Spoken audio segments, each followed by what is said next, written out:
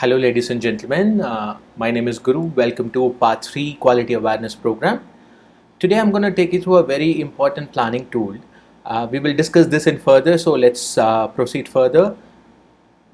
If you've gone through my previous two sessions, we covered about 4 different process improvement methodologies that we would cover in this awareness program. We talked about PDCA, Lean, 7 QC tools, and Six Sigma. I'm going to cover the brief. I'm not going to go get into the detail. So if you wanted to know in depth, feel free to comment on the video, or please write an email to me, or WhatsApp me. Any mean of communication is welcome, so I'm happy to help. So today the agenda is to go through a tool called PDCA. Likewise, PDCA is an abbreviation. It stands for Plan, Do, Check, and Act.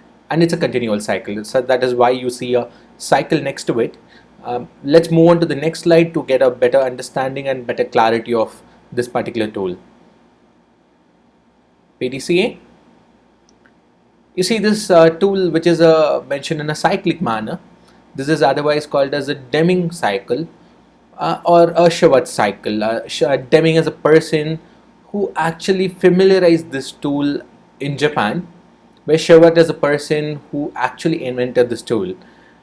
This is used as a planning tool. This is one of the most effective planning tools, and I'm going to actually tell you a story today to see that how this tool is effective. So how the tool is effective in terms of when you think like this is very simple to do, anybody to do. People like us, we have a mindset where if you see something very simple, you don't see a value behind it.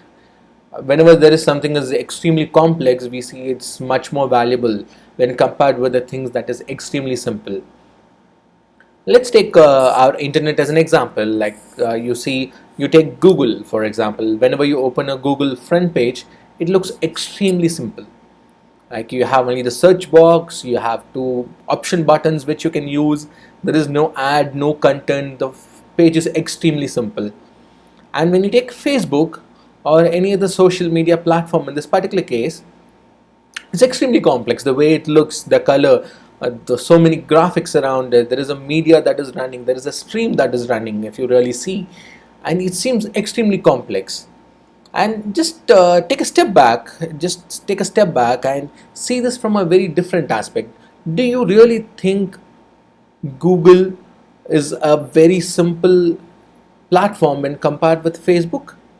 Think about it, because Google, when you actually try to search something, even before you type something, it gives you a particular recommendation, and it's one of the fastest search engine in the world. Not one of that, this is the fastest search engine in the world, and this has a complex algorithm that searches the entire internet for you.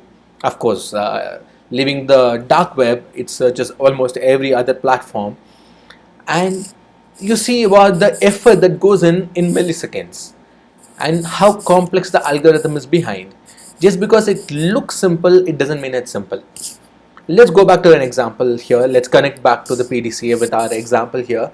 The PDCA, it's extremely simple, right? Plan, do, check, act. It's telling somebody, okay, whatever you wanted to do, you plan. Then do as per your plan, study your results based on what you did, and based on the result outcome, act again. And you continue with the action repeated mode, which is a continuous cycle. This is very easy for anybody to understand, and it looks very simple, which means people don't see value behind it. Let's go back to the story. I would like to share a story which has been shared by my master black belt when I was trained like few years ago. The story might be a myth. I'm not sure whether the story is true or not, but it makes more sense is what I'm trying to say from here, and it's more relevant at this particular time as well. So let's go back to years during World War II. You see, it's one of the very bad times, especially for Japan, because they have been bombarded with 2 atom bombs, and the entire country was devastated. They lost millions of people. They lost their resources. And that's like 70 years ago. Think about it today. In the last 70 years, how they progressed, and the engineering, the product quality, and any electronic items, whatever you take from Japan, it's one of the best standards that you can use. How do you think they achieved this? How do you think they came out of the entire disaster that happened 70 years ago and where they are today? Do you have any idea? Think about it if you know history behind.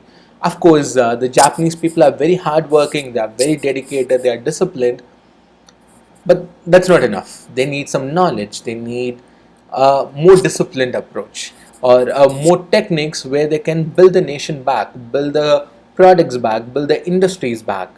What do you think they would have used? Let's going further. What happened? I'm just continuing with the story.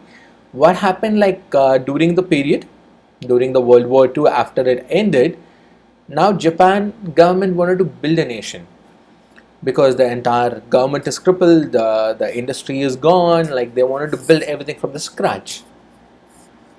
They are very they are very dedicated people. They are very disciplined people. So what they did, they called a lot of experts. They invited a lot of experts from different part of the world, and one of the expert is named called Edward Deming. You see, this is called otherwise the Deming cycle. So he is one of the known statisticians, one of the gurus we call when it comes to quality. So Japanese government invited this person called Edward Deming. He asked him, please come and help us to build the nation, help us to build the industry. Please do a consulting for us. We would really happy to invite you into our circle, and your contribution would be really valuable. Edward Deming came. He visited Japan, and he told the Japanese government, see, I wanted to do it, but I wanted to do it for a price. I don't wanted to do it for free. And he asked for like $10 million. Let's assume that he asked for $10 million. Think about it, the Japanese government is crippled. They don't have money. So what Japanese government said, okay, we accept your need. We will definitely pay you 10 million, but not today because we don't have money. So help us to build the nation, help us to revive our economy back. Once we reach the good position, we will pay you whatever you asked for. We agree to it, we will pay for that. He agreed to the deal, and he went to the Chamber of Commerce and different industries, and he taught them two set of tools, because he's a statistician, right? So he knows tools, he knows numbers, statistics about quality. So he chose two tools, two knowledgeable tools, what he thought that would help them, and he started teaching people how to use it. He practically helped them how to use this particular tool. One of the tool is PDCA. This is more than a tool. This is a disciplined approach that you follow day in and day out, whatever you do. First you plan, you do carry out the task as per the plan, study, which is like evaluate what you did, study the results, and act based on the results, and you continue doing this exercise as and when required. And he taught one more tool which is called SPC, which is otherwise called as statistical process control. When we are going to talk about Six Sigma, I will emphasize on this particular tool. Just to give a brief about statistical process control, the ultimate aim behind this is like how you are going to provide consistent service to the customers, how you're going to measure your service, how you're going to measure your output according to the customer requirement, and how you're going to keep it in a consistent manner. If you're going to produce 100 products today, or you're going to give 100 different type of services to the customer, how you're going to be consistent among the customers, the current customers as well as the prospective customers. So the consistency, they were trying to achieve consistency by reducing the variation, and they were trying to improve the planning process by through which tool called PDCA, plan, do, check, act, or plan, do, study, and act. I mean, you can use vice versa, study and check, but it's more or less the same.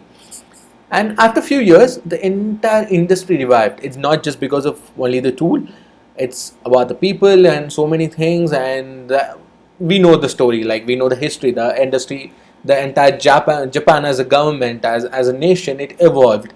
And they started producing one of the quality products. You take Toyota as an example, you take any electronic companies as an example, they are the one of the best qualities that is among the peers.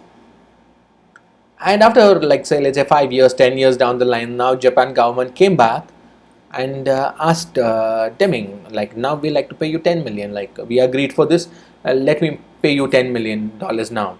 He refused. He is a statistician, he is a scholar, he has no need to use $10 million, he don't know what to do with that. He refused. He said, we don't want that much of money, like, there's no need. Japanese were very surprised because he insisted on 10 million, which is huge, and now you refused. They asked why. Do you have any answer? Would you refuse $10 million? I will not refuse.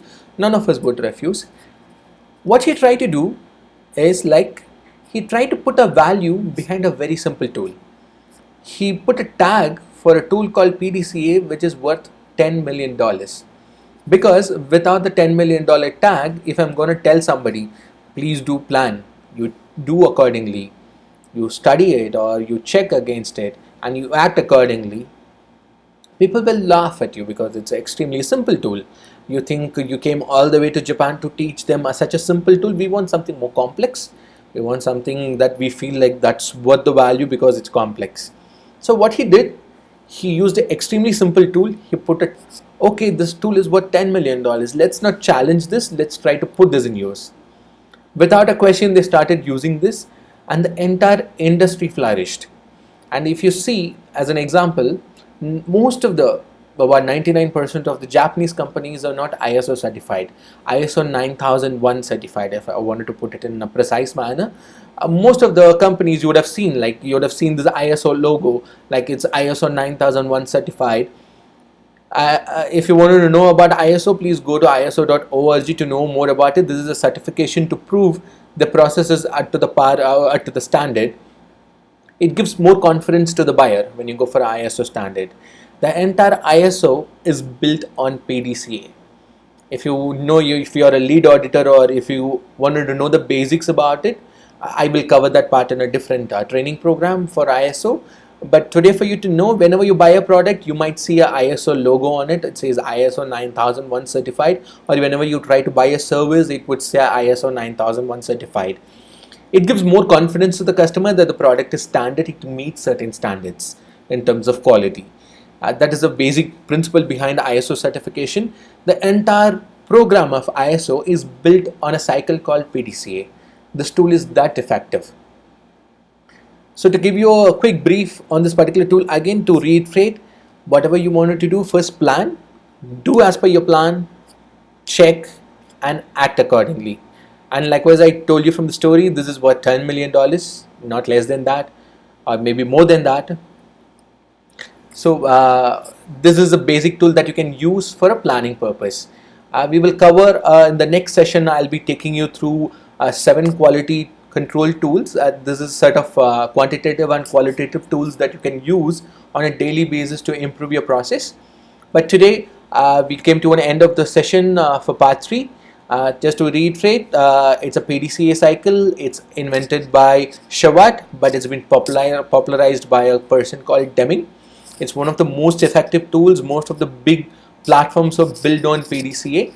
So to say PDCA, it's plan, do, check, act. Whatever you do, you plan, you do, you check, and you act accordingly. Thank you for watching our video today. I really appreciate your time. I will see you in the next session. Thank you.